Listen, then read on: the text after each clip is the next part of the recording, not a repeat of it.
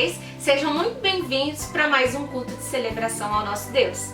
Seguindo a nossa série de reflexões sobre família no mês de maio, hoje nós iremos refletir sobre a família de Abraão e Sara.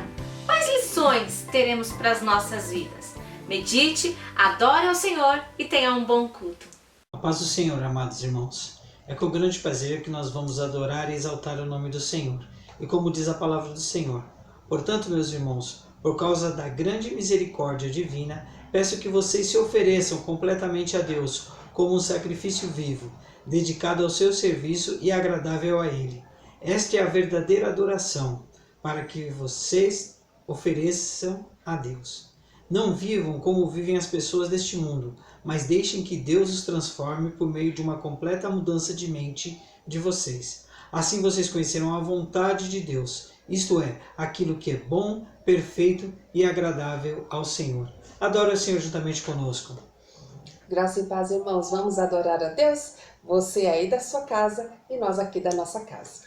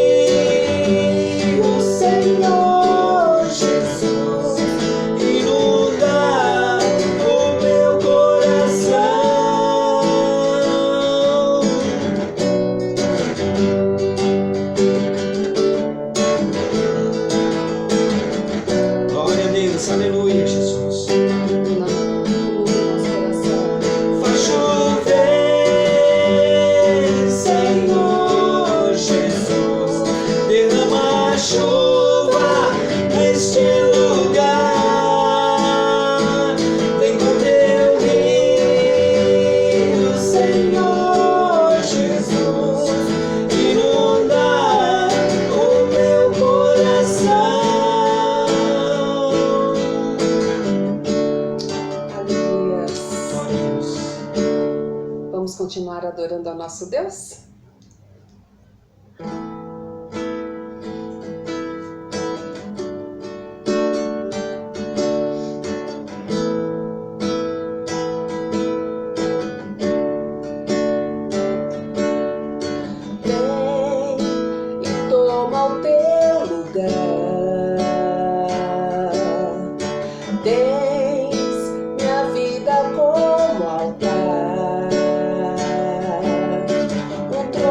de louvor, entrego a ti, Senhor, meu Deus.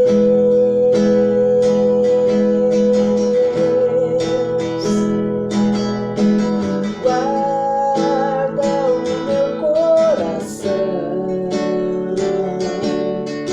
teu jardim particular.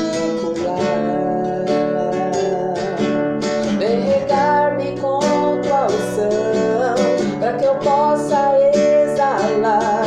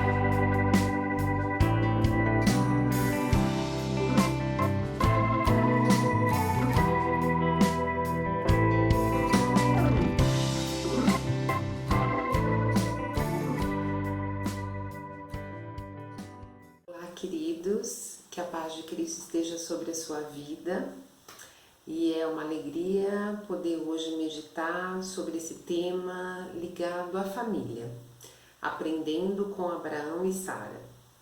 É muito bom que em maio, tradicionalmente, a gente celebra a Deus pelas famílias, né? A gente realiza os nossos cultos especiais e não é pelo fato de que os templos estão fechados, mas as igrejas estão abertas dentro das nossas casas e é importante sim reservar esse tempo para refletir sobre algumas questões familiares. Afinal de contas, a gente está vivendo um período em que a gente está vivendo em família intensamente. Então, vamos aprender hoje um pouco com a história deste casal, Abraão e Sara. Eu convido você a localizar o texto que está em Gênesis 18, 9 a 16, que diz assim: E disseram-lhe, onde está Sara, tua mulher? E ele disse, ela aí na tenda. E disse, certamente tornarei a ti por esse tempo da vida, e eis que Sara, tua mulher, terá um filho. E Sara escutava a porta da tenda que estava atrás dele. E eram Abrão e Sara já velhos e adiantados em idade. Já Sara havia cessado o costume das mulheres. Assim, pois, riu-se Sara consigo, dizendo, terei ainda deleite depois de haver envelhecido, sendo também o meu senhor já velho? E disse o Senhor a Abraão, por que se riu Sara, dizendo, na verdade darei eu à luz ainda, havendo já envelhecido? Haveria coisa alguma difícil ao Senhor? Ao tempo determinado tornarei a ti por esse tempo da vida, e Sara terá um filho. E Sara negou, dizendo, não me ri, porquanto temeu. E ele disse, não digas isso, porque te riste. E levantaram-se aqueles homens dali, e olharam para o lado de Sodoma, e Abraão ia com eles, acompanhando-os. Bom, esse homem que foi o grande patriarca Abraão, chamado amigo de Deus, a quem Deus prometeu que teria uma grande descendência, tão grande que era como as estrelas, não poderiam ser contadas. Mas quando Abraão recebe essa promessa de Deus, ele não tinha nenhum filho, quanto mais uma descendência. E ele já era de idade bem avançada, e Sara, sua esposa, era estéril. Nós conhecemos a história de Abraão. O tempo foi passando e nada dessa promessa se cumpriu. Então Sara, sua mulher, ansiosa por natureza, como em geral as mulheres são, né? Deu um conselho a ele, disse, toma a minha serva Agar e tem um filho com ela, achando que isso cumpriria a promessa que Deus tinha feito na vida deles. E assim então nasceu Ismael, filho de Abraão, mas não era o filho que Deus havia prometido, porque Deus não precisava daquele jeitinho que eles deram. Pode ser que nós também, queridos, estejamos querendo dar algum jeitinho para algumas situações familiares. Isso não funciona. Pode ser que nesse tempo de maior convívio tenham surgido crises, dificuldades no relacionamento entre marido e esposa, entre pais e filhos ou entre irmãos. E qual tem sido a nossa postura? Será que vamos fazer de conta que não há problema e pensar assim, daqui a pouco a quarentena acaba e aí nossas atividades voltam ao normal e tudo fica certo, entre aspas, de novo? Não, isso não resolve. Isso é querer dar um jeitinho. Em tudo, Deus tem seus propósitos, queridos, em tudo. E se Ele nos colocou nesse tempo de isolamento social e problemas surgiram, conflitos até que você não tinha percebido dentro da sua casa, dentro da sua família, não tente o jeitinho. Encare de frente esses problemas. Chame a sua família e converse sobre essas questões. Orem em família sobre essas questões. É muito bom e muito saudável que a gente faça isso. O tempo de isolamento não é para a gente se isolar uns dos outros dentro da nossa família, pelo contrário. Em família é para ser um tempo de proximidade. Então, se há situações embaraçosas, se há situações que são difíceis de lidar, não vamos tentar dar aquela ajeitada que Sara e Abraão tentaram fazer. Vamos conversar, vamos orar, vamos resolver. Porque Deus tem solução para todas as famílias, todas. Sua família pode ter entrado na quarentena de forma fragilizada, mas ela pode sair muito melhor do que entrou. Mas continuando a história de Abraão e Sara, chegamos ao capítulo 18. E ali a história nos relata que 3 anjos apareceram a Abraão. Eles estavam a caminho de Sodoma e Gomorra, que seriam destruídas. Mas antes, eles passaram pela casa de Abraão para uma visitinha, que foi até demorada, porque deu tempo dele ir, prepararam um bezerro, Sara preparou alimentos e então eles se alimentaram. Eles não estavam ali apenas de passagem, eles tinham uma missão ali também na casa de Abraão. O casal achava a essa altura que estava tudo certo, com o jeitinho que eles haviam dado. Afinal, havia nascido Ismael, e Ismael seria o sucessor de Abraão, e agora sim ele teria uma descendência. No versículo 9, nós vemos um deles perguntando a Abraão onde estava Sara. Na cultura judaica, nós sabemos, a mulher não tinha valor nenhum, mas para Deus a mulher tem um valor. E o assunto que eles iriam abordar tinha tudo a ver com Sara, por isso ele começa perguntando por Sara. E esse anjo fala novamente para Abraão e faz novamente essa promessa que Deus tinha feito anos atrás. No capítulo 15. Mas agora ele diz com prazo para acontecer. E ele diz: voltarei a ti no ano que vem, Sara terá um filho. E agora a promessa foi muito clara, muito específica, para que Abraão não ficasse pensando que seria filho de outra serva. Mas a promessa diz que ele e Sara teriam um filho. A essa altura, Abraão tinha 99 anos e Sara também era idosa. Não tinha mais ciclo menstrual. Mesmo quando ela tinha, ela era estéril. Então agora era mais impossível ainda que eles gerassem um filho. Veja como Deus age. Quando Ele quer fazer um milagre, Deus não tem pressa. Porque Ele está no controle do tempo, no controle da situação. Ele permitiu que os anos se passassem, que a situação ficasse ainda mais adversa, para então repetir a promessa e agora com prazo para acontecer. E a Bíblia fala que Sara estava escutando a porta da tenda atrás dele. E quando o anjo falou, ela riu. De alegria? Não, ela riu de incredulidade. E a Bíblia registra o que ela pensou naquele momento. Como nós dois velhos teremos um filho? E o anjo então a repreende. Haveria alguma coisa difícil para o Senhor? Sara achou impossível aquilo acontecer, e humanamente era mesmo. Mas milagres só são milagres porque desafiam o impossível. E aí eu paro para perguntar a você, o que você considera impossível acontecer na sua família?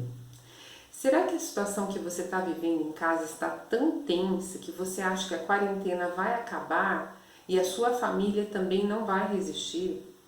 Será que você perdeu a renda ou perdeu o emprego durante essa pandemia e tem pensado como nós vamos viver?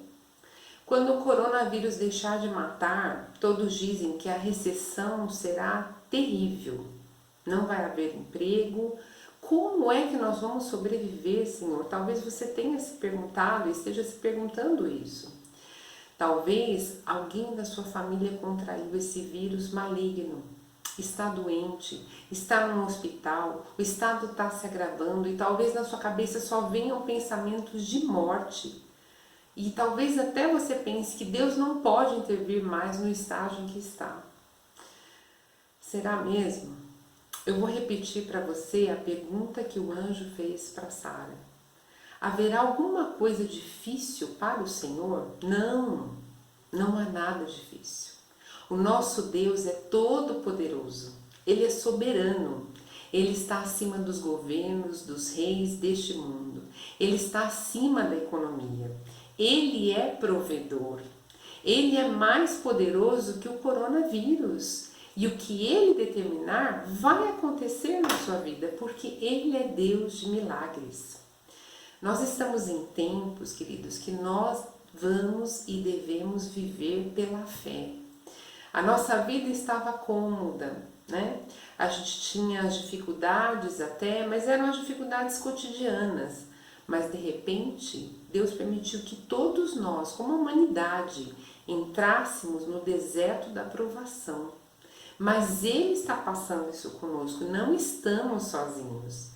Nós não sabemos como será o amanhã, mas sabemos que Ele nos ama e que Ele jamais nos abandona. Assim como Ele fez algo totalmente impossível para Abraão e Sara, Ele pode fazer conosco, porque Ele é o mesmo Deus. O Deus de Abraão é o nosso Deus. E no capítulo 21, nos versículos 1 a 6, nós vemos o cumprimento da promessa. E o Senhor visitou a Sara como tinha dito, e fez o Senhor a Sara como tinha prometido. E concebeu Sara e deu a Abraão um filho na sua velhice, e ao tempo determinado que Deus lhe tinha falado. E Abraão pôs no filho que lhe nascera, que Sara lhe dera, o nome de Isaque. E Abraão circuncidou o seu filho Isaque quando era da idade de 8 dias, como Deus lhe tinha ordenado. E era Abraão da idade de 100 anos quando lhe nasceu Isaque, seu filho. E disse Sara: Deus me tem feito riso, todo aquele que ouvir se rirá comigo. Eles já tinham chorado muito, eles tinham desistido de esperar. Agora nasceu Isaque. Colocaram esse nome porque Isaque significa riso. Pense bem, Abraão tinha 100 anos, Sara era também idosa. Qual a chance disso acontecer? Nenhuma, humanamente nenhuma. Mas aconteceu porque foi milagre do Senhor. Pode ser que agora, meu querido, na sua família seja o tempo da prova. O tempo em que você e sua família estão vivendo ou terão de viver da promessa do Senhor. E a palavra de Deus tem inúmeras promessas de bênçãos, de vitórias, do cuidado constante do Senhor para conosco.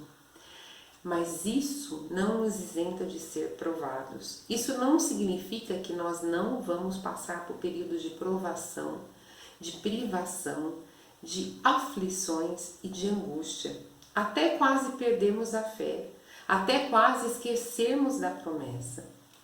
Mas lembre-se de uma coisa, quando estiver difícil esperar, quando for difícil crer, lembre-se do casal, Abraão e Sara. Eles passaram por esse teste do tempo, eles também sentiram desesperança, eles também tiveram muitas dúvidas. Será que o Senhor prometeu e não vai acontecer? Quando e como a promessa vai se cumprir? Mas então o riso chegou. Isaque nasceu e foi a resposta de todas as dúvidas. Foi o presente mais aguardado de todos. Foi a promessa concretizada. Por mais difíceis que sejam os dias, lembre-se, a promessa de Deus para você e sua família vai se cumprir.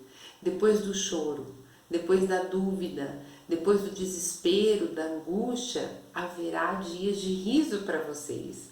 Porque o nosso Deus está acima das circunstâncias, acima da pandemia, acima dos dias difíceis. E Ele cumpre o que diz.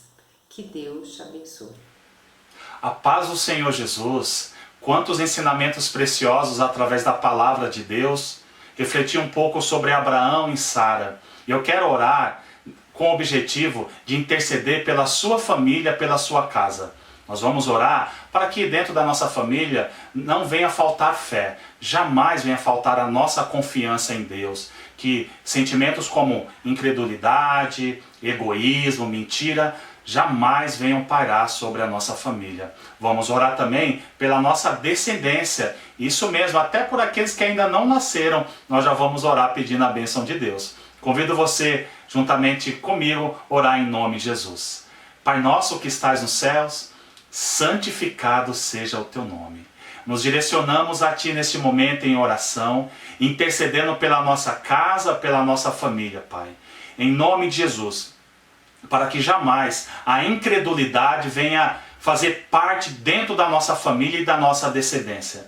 Meu Deus, que a confiança no Senhor esteja sempre em evidência, independentemente das circunstâncias da qual possamos viver, Pai.